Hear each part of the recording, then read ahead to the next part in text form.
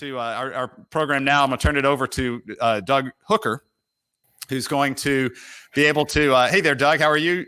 Hey, President Cannon. How are you? And I know this is the second time you've hosted one of our programs for us. I know you did it earlier in the summer on the education front, and now thank you for returning to the stage. You know, everyone knows. Always an honor. Doug is, leads the Atlanta Regional Commission and certainly just does some great work there. And in your own right, I'd love to hear what you're seeing on the front lines as we exit this year. But for now, take it over and help us get started with our celebration. Be my honor and my pleasure. Hello, Rotarians, and welcome to Thanksgiving week. It's great to see we got some wonderful new members coming in. It's my honor to introduce a third new member, Dwight Douglas Andrews. Reverend Dwight Andrews is the senior pastor of First Congregational Church, which is one of the oldest congregations, African-American congregations in the city of Atlanta. And we've been on the same corner. I say we because my wife and I are members. We've been on the same corner in Atlanta, which is currently the corner known as John Wesley Dobbs and Cortland, downtown. In fact, it's just 2 blocks away from the Loudermilk Center where we meet normally on Mondays. So we've been on that same corner for over 167 years. And Dwight might say a little bit more about that when he comes in. So let's bring Dwight on right now, and we'll start talking a little bit about his background. Dwight has a very interesting background in that he is both a minister and a professional musician, a composer, and certainly a master of the jazz genre, amongst many other things. And often in our congregations on Sundays, Dwight will give us a little reminder of the history of African-American influence in music, gospel, spiritual, jazz, and relate all those to our spiritual journey as a people. Dwight, very happy to have you. Can you tell all the members a little bit about where your jazz studies and your theology studies took place? Well, thank you, Doug, for having me. It's great to be with all of you all today. Well, it began for me a very long time ago. Actually, as a child, I loved music, and in the 4th grade, I started to play the clarinet. And like many children, I was introduced to music through the public school program growing up in Detroit. By the time I got to high school, there was a little musical advance called Motown in Detroit, and all of us thought we were going to be Motown stars at some point or another. So I really began my interest in performing popular music through the Motown sound, and then I advanced to jazz by the time I got to college. I really never studied jazz formally because in those days, in conservatory, you didn't study jazz. That was just not the thing to do in formal conservatory. Thank goodness things have changed, and there are many great programs around the country studying jazz within the university or conservatory system. But I kind of learned on the street, hanging out with people that I probably shouldn't have been hanging out with, who were much older than me, and learning literally by listening and being on the bandstand. And so that's an education, believe it or not, that's still going on. I still feel very much a novice with my jazz education. So maybe hanging out with some of those folks on the street that you shouldn't have hung out with kind of helped lead you to a spiritual journey. So where did the spiritual journey come into place, and how did you decide to go into divinity? Well, that's a really a great question. Actually, the way it happened for me was really peculiar. I had a rock and roll band because, as I told you, we wanted to get into the Motown scene. And our band was so loud with all of the amplifiers and big musical equipment that we could no longer practice in our homes. And so the only place we could practice was in a church basement of a Congregational church in Detroit. And the pastor of that church, whose son was my best friend, he became a second dad to me, and he really mentored me in a very kind of gentle way. And so it was really by being around the church all the time, rehearsing with my rock and roll band, that I started to think that churches actually do things. They don't just worship on Sunday. They build housing. They support grassroots groups. And that was my entree into thinking about ministry. The same minister who mentored me had mentored another minister a generation before. His name was Andrew Young. And a young Andrew Young and I both were mentored by the same guy, a generation apart. So Wow. I heard of Andrew from the time I was about 14 years old, saw him on TV. He would call the house and talk to Reverend Hood. And then I just got fascinated by the creative journey of these young radicals who were going to change the world. And that's what got me thinking really about ministry. So God started getting his hooks in you at an early age. He was just slowly calling you in. That's wonderful. And for those members who aren't familiar with it, First Congregational Church is a church that Ambassador Young calls home as well. So he's a member and he's on the pastoral staff. And I think most third Sundays, he still gives a sermon, right? That's right. Every third Sunday. He's our pastor of global mission, and he provides a wonderful wisdom and experience to all of us. I mean, it's great to have him with us. So tell us a little bit about the 2018 Jazz Journalist Awards and a little bit about your career as a composer as well as a performer. Well, once again, my life has not been very well planned out. I've just followed every opportunity wherever it led. And for me, I've just had some wonderful opportunities working as a composer with a playwright by the name of August Wilson, who at the time was just beginning to write plays. And for over a decade, I worked with him and did 6 Broadway productions of his original plays on Broadway. And that was quite I call it providence. I thought it was coincidence, but it was really God working, because August really needed a minister, but he wasn't going to go to church to find one. And so I think God has brought me into that artistic community to perhaps fill a gap. And so between that and just getting a chance to play with wonderful musicians and being mentored by just a wonderful cadre of musicians along many different styles, theater and film, they all kind of came as one opportunity led to another.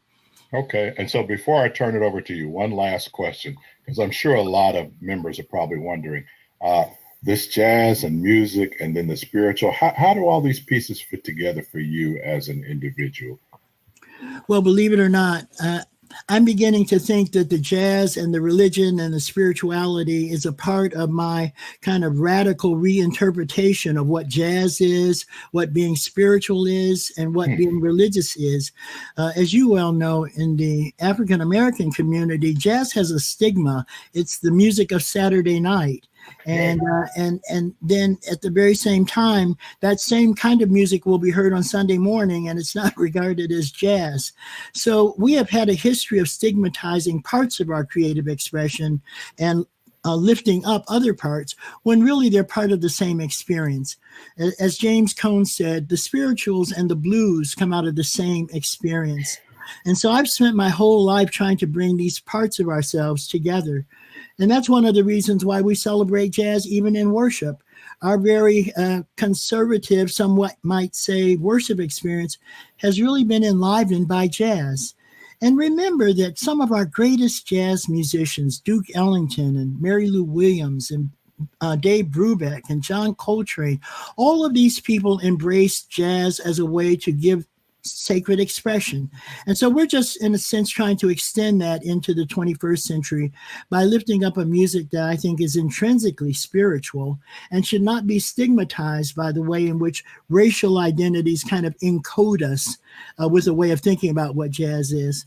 I always entice my students to read a little article that was written in the 1920s in the Ladies' Home Journal, and it says, "Does jazz put the sin in syncopation?" And the idea was that when your children listen to that really syncopated music, they start behaving in strange and dangerous ways. So we've moved a little bit further along, not much, but we're moving in the right direction. Well, I'm very glad that you integrate the two and have exposed so many people to that. So I'm going to turn it over to you now. Many of us are looking forward to your Thanksgiving message, which is a great tradition at Rotary. But before that, I understand you have some special guests with us today. And so I'll turn it over to you. You introduce it. Let's take it away. Thanks very much. I just want all of you to hear a very short musical clip of one of the pieces that we do on our Jazz Sunday. This is a very familiar hymn tune that was written in 1636 by Johann Kruger. and it was adapted in 1840 by Felix Mendelssohn. The tune is Now Thank We All Our God. And we're going to play just a video clip of us doing an updated version of the famous hymn, Now Thank We All Our God.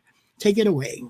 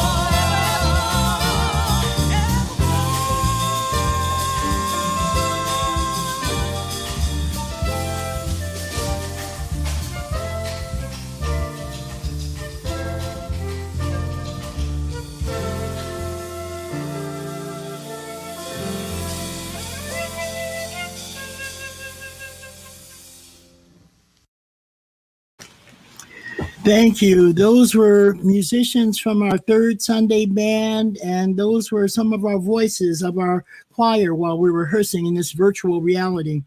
That was Now Thank We All Our God, the old German hymn tune set in a new jazzy way in hopes that we might kind of enliven these very important traditions that are so much a part of our worship experience. I want to begin my short remarks by thanking my sponsors who brought me to the Rotary. This is an extraordinary organization, and I'm really honored to be a part of it. I certainly want to thank Bill Hennigan and Kenan Carr for this kind invitation. And to Kenan, who keeps the train on the tracks, we thank you very much. I have been very encouraged by the sense of servant leadership exhibited by the Rotary and its many distinguished speakers. Each time I have come away with a sense of promise and possibility at each of our Monday sessions.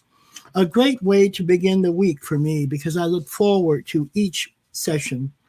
I admit that speaking before you is a bit daunting given the distinguished and illustrious colleagues that have spoken before me. But since I am a person of faith, I believe that God will see me through. I was asked to give a few brief remarks about the history of First Congregational Church, and it certainly is fitting since we are now approaching this Thanksgiving Day, a day that many of us associate with the stories about the first Thanksgiving.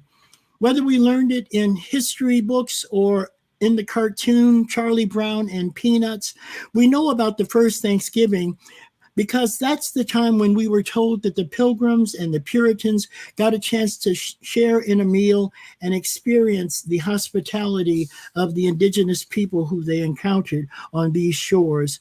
They learned not only of how to work and to live on the land, but they shared all of the resources that they had at that time. Perhaps the history of this story is not 100% accurate, but it certainly makes for a great cartoon and a great legacy, even a mythology if so. Congregationalism, that is those Pilgrims and those Puritans who began in Plymouth Rock, are really the bedrock of Congregationalism in America. What Congregationalism simply means is that the congregation is the authority of the church. Well, you might ask, well, how did we get to be Congregationalists down here in Atlanta? The Pilgrims and the Puritans, these early Congregational churches, were also very strong advocates against slavery. They were a part of the anti-slavery movement, the abolition movement. And that legacy of wanting to make sure that slavery ended on these shores was a part of the Congregational mission. After the end of the Civil War, many Congregationalists came from the South, places like New Haven and Pennsylvania, Ohio, came south to help the formerly freed slaves to a new experience of being prepared with education, writing, and skills, and of course, religious education.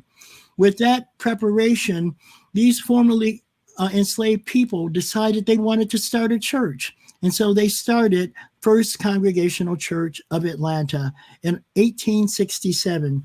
Believe it or not, this was an integrated congregation with white missionaries from the north and newly freed slaves from the south. And we have essentially been on that corner for 153 years.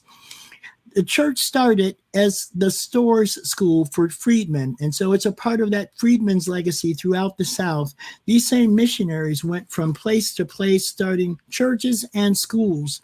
So when you think about Fisk and Talladega and Straight College, many of the schools we would associate with being historically Black colleges, many of them were started by these same missionaries in the 1860s and 70s and 80s. This is where First Church comes from. What this means for us is that by the time we got to the turn of the century, believe it or not, members of First Church were some of the best educated African Americans in the South. And they began, in a sense, a new community based on their education, based on their mobility. And so Atlanta got a reputation for being a place of Negro progress. Booker T. Washington himself came and gave the groundbreaking speech for our church on the corner of John Wesley Dobbs and what is now Cortlandt Street. But what that meant for us is that by the time the race riots occurred in 1906, it meant that African Americans who were members of First Church and many others came together to try to heal the divisions that had literally ripped Atlanta apart.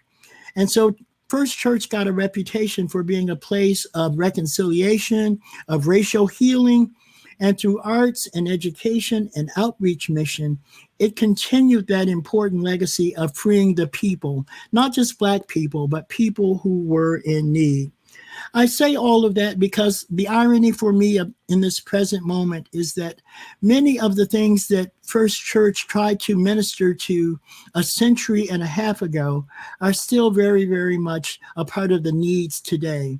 Education and access, eliminating poverty, giving people a lift up out of their situation is still very much a need today. And as we look to the 21st century, we can see that racial divisions still separate us in ways that we have to work together to find our way out of. To that end, I want to share with you just three brief thoughts, all that were borrowed in a sense from Martin Luther King, who gave us a few phrases that have really stuck in the nation's conscience. Those three ideas are a network of mutuality, the fierce urgency of now, and the beloved community. The fierce urgency of now, I think we can all agree, this is a time that we've never seen before. And because of it, many of us are becoming disillusioned and disheartened. Many of us don't know where this is all leading.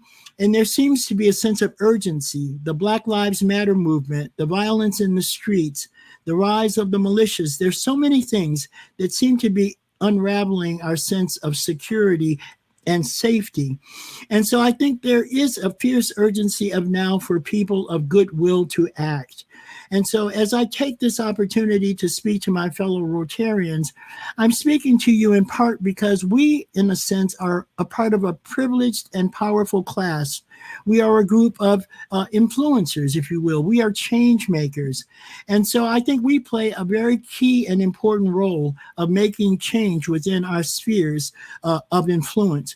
When I hear the major and magnificent work of some of our Rotarians that they're doing in industry, it just tells me that if there is a possibility for progressive change, it has to begin with us. And so there is a sense of urgency of now. We could have never predicted we would be in a political situation where we have a person who says they're not going to acknowledge the election, the national election. This is unprecedented. But then so many norms have been broken over the last several years that I think we become numb to some of the assaults on our sense of our democracy and what's normal and what's normative. There is an urgency of now for all of us to act in a way that we can bring ourselves together. I want to talk about the network of mutuality. Dr. King reminded us through his important speech about the network of mutuality. He writes, all men are caught in an inescapable network of mutuality, tied in a single garment of destiny. Whatever affects one directly affects us all indirectly. I can never be what I ought to be until you are what you ought to be. And I can never be what you ought to be until I am what I ought to be. This is the interrelated structure of reality. Boy, this is a timely remark for us because as we've struggled with not only the divisions in our country, if we've been paying attention, we know that this election tells us that we are as divided as ever. We may have a new president-elect, but there were over 70 million people who thought that the current president should be reelected. What does that say to us? Well, what it says to me is that we have half a nation that sees a completely different reality from the other half of the nation. And I ask myself, how can that happen with all of the technologies and means of communication today? And beloved, I believe it's because we're not communicating, that we're only communicating within the silos and the echo chambers of those that we know and accept as being truth tellers. And so now the very idea of truth is contingent upon who you listen to. This is not only dangerous, but I think it will really be damning until we can get out of our silos and become more mutual in our relationships. One of the reasons I think that many of my colleagues at university are struggling with this present moment is because the world that they see is not the same world that I see. It's not the same. My distinguished colleagues at university do not experience the kinds of encounters that I encounter as a Black person on the streets of Atlanta. And it's because we don't share, and it's because we're not at the kitchen table with each other. Our realities are different. And I don't think we can come together until we're willing to come to someone's kitchen table to begin to talk, to share, to be honest, and to confront our future together, not separately. I think we have to move, frankly, beyond the identity politics that have shaped the last at least 2 decades. And we have to figure out a way, even in this virtual reality of how to relate one to another. And then finally, when we think about Martin Luther King's beloved community, he described a community that was not based on identities of race or gender or politics or power, but rather human relationships in which people respect and value one another because of their personhood. We're a long way from that, but I think that needs to be front and center of our future moving forward. If we cannot be reconciled, we cannot become the nation that we've been called to be. If we cannot work together as people, we will be doomed to live divided lives and ultimately lives that are not productive. So my encouraging word to all of us is that God has given this as our opportunity, not as an empty challenge.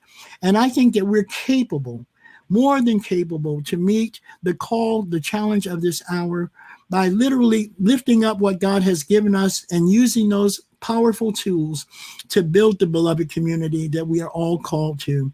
This is not about partisan politics or religion.